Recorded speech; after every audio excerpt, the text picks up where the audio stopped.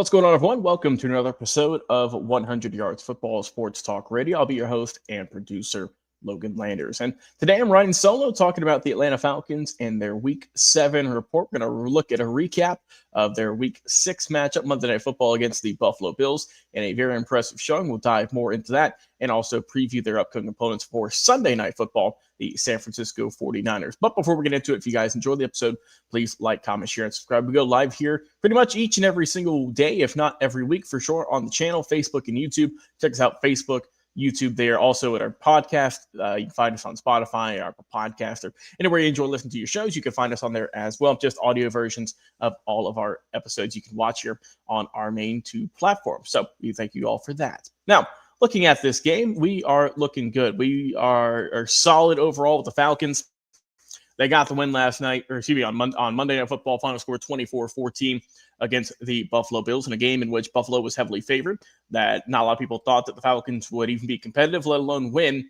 But the Falcons took care of business at home at Mercedes-Benz, and they got the impressive win. They held one of the best teams in the league, just 14 points, and themselves, they look solid on all sides of the ball, offense and defense. We're going to analyze that and break it down how they can, keep going with that momentum into Sunday's victory, or hopefully Sunday's victory, but Sunday's matchup against the 49ers. Now, for Atlanta, the win they had improves them to 3-2 overall in the season, still in second place in the NFC South against, of course, we know Tampa Bay Buccaneers are the number one team at the moment. Falcons hoping to play a little bit of catch-up here as the season progresses. Now, looking at this game, Michael Penix Jr., overall very solid performance, 250 yards, out through Josh Allen in terms of yards, 20 completions out of 32 total attempts for one touchdown on the day. He looked good.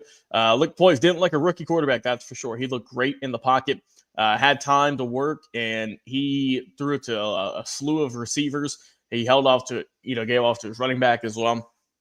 2 sacks in the day, no INTs. So on the 2 sacks, the only kind of blemishes he had, he looked great. Bijan Robinson, main story here, I think, though, on offense. He did great work, 19 carries overall, 170 yards, 1 touchdown, averaged 8.9 yards per rush, as well as, of course, that 81-yard breakaway run that he had. It looked great there. Algier as well, the backup, 32 yards on the ground, got a touchdown, 21-yard rush, his longest of the day. So in total, Atlanta ran for over 200 yards on the ground, over 200 yards in the air also. Very balanced attack. That's what you like to see. That's how you beat teams of Buffalo's caliber. Drake London, I mean, what more can you say? 10 catches, $158, 1 touchdown, average 15-plus yards per reception. Looked tremendous there. Had 16 targets. We know who the favorite receiver is, and rightfully so, but he's doing good work like that. Robinson got it done a little bit in the receiving game as well. 68 yards on the air for him. Kyle Pitts didn't get much involved. 3 catches for 18. And Washington, or excuse me, Algier was the only player else that caught a pass. 1 catch for 6 yards for him on the day. Now, no fumbles for Atlanta. Kept the ball clean overall. Defense looked great. 4 sacks. Love to see that against a team like Buffalo. Looked good all in all. Had 6 quarterback hits. You had 9 passes defended. And, of course, you had 2 interceptions with Malone getting one and Alford getting the other. Atlanta played a very complete game. I thought that they looked tremendous in this matchup against Buffalo. It's really hard to pinpoint a weak spot. Kind of diving more into it, Atlanta went 5 of 12 on third down efficiency compared to Buffalo just being 2 of 9. That's that stingy defense there with Atlanta we've talked about here time in, time out. Is that if they are locked on you like glue, they're hard to get off. They are going to be, forcing pressure and making sure they either come away with a turnover or making sure you don't gain any positive yards. Now, Atlanta looked great, I think. Overall, time possession, you won that one as well, 31-39 compared to 28-21 for Buffalo. 6 penalties compared to Buffalo having 8. Don't want to beat yourself, and you had the less penalties, so you win in that regard. I mean, just overall, a dominant performance against a very game team, and it brought a lot of hope to me when I do this show, to a lot of the fans out there who, watch this show, but also just follow the sport, follow the Falcons.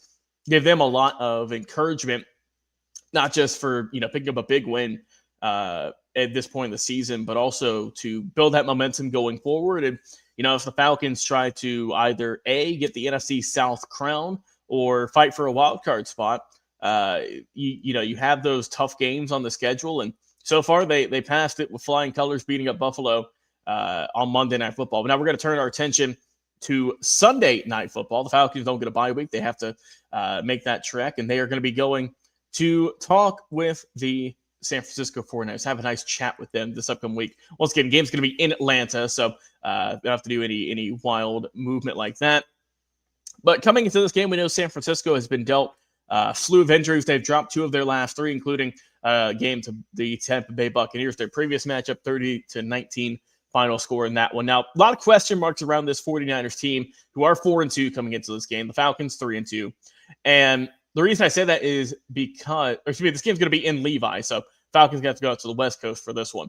The reason I say that the 49ers have a bunch of question marks is because there's a lot of guys who are injured that are key players that haven't been playing, but they are questionable and they have injury dates where they're going to be back for this game. But of course, nothing's going to be set in stone. So, if I mention a player, say he might be playing, it's just because at time of this recording, as of Wednesday, October 15th, just before noon, that's just the latest we have. So go with it what you will. But looking at this 49ers club, some guys who are expected to return this upcoming week include Jordan Watkins, your receiver, Ricky Pearsall, another receiver there, Gross Matos, also a hamstring injury. He's been out for a little bit of time. He'll be come back hopefully against Atlanta.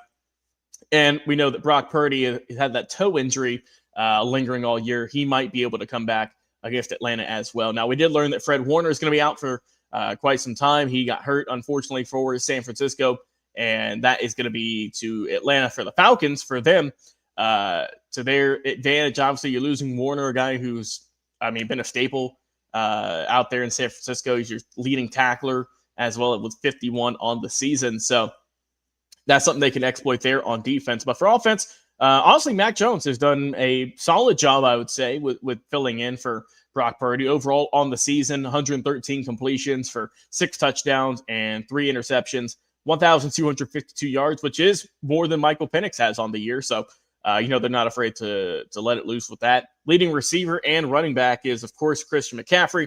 A little bit slower on the rushing yards this year, only 336. Compare that to Robinson for Atlanta, who's got 484. Receiving yards, McCaffrey, your top one there, 444 on the season. Drake London is Atlanta's top with 427. So we know McCaffrey can get it done. So you're going to want to circle him. You're going to want to obviously keep eyes out on him all day Sunday night to see just where he'll be against these Falcons. But coming into this game, the 49ers are still favored, I see here, not by a lot. They're 3.5 favorites, so they do have it being close. But I think that might change before Sunday night's kickoff. Based obviously off of what players are going to be there, who's going to still be injured, who's actually going to come back and play this game.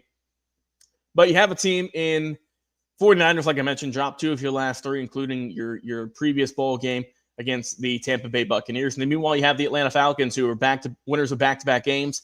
They beat the Commanders, who were without Jaden Daniels, but then you beat Josh Allen and the Buffalo Bills. So you feel pretty confident, I think, going into this game, going on the road. Their first road game since that horrible loss to Carolina a few weeks ago when they were shut out 30-0. So hopefully you have some better success on the road this go around. But we'll see what happens. Once again, Sunday night kickoff, 8:20 Eastern is when that will take place in San Francisco at Levi Stadium. And the Falcons have a good chance to win back-to-back solid games here against 2 kind of tough opponents before they go maybe into, some might say, a little bit of a lighter set of games here coming up. But big win here against San Francisco can really kind of help turn your season around, put you at 4-2. So, creeping more and more above that 500 threshold, which you don't want to be at. And we'll see what happens this upcoming week as they take on the San Francisco 49ers. Now, final thoughts for this game. I'm going to go ahead and give my predictions, who I think will win, and how things are going to look. So I think that with this game, I am going to give the slight edge to the Atlanta Falcons. I think that they are going to build off that momentum. Hopefully the coaching staff and all parties involved have really locked in this past week and saw, what we did last week against in their big win can continue against Buffalo, and now can, hopefully that'll work against the 49ers. We'll see, though, at the end of the game. But I'll go final score for this one. And go maybe a little bit lower scoring, perhaps, but I'll go with the Falcons getting 24, and I'll have the San Francisco 49ers putting up 17. So I think Atlanta will get the win. Close ball game, 7-point difference overall. But I want to hear your thoughts in our comments section on Facebook and, of course, on YouTube as well. And go download our podcast each and every single week. So for the Atlanta Falcons Week 7 report, I've been your host and producer, Logan Landers. Guys, enjoy the rest of your day, rest of your week. go out there and watch the Falcons on Sunday Night Football against the 49ers. And we will be back here next week to talk about the Birds and how well they did. Till next time, take it easy, everyone. We'll see you again on another live episode.